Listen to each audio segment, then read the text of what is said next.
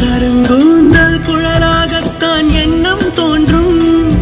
உன் காதோரம் உரையாடித்தான் ஜன்மம் தீரும்.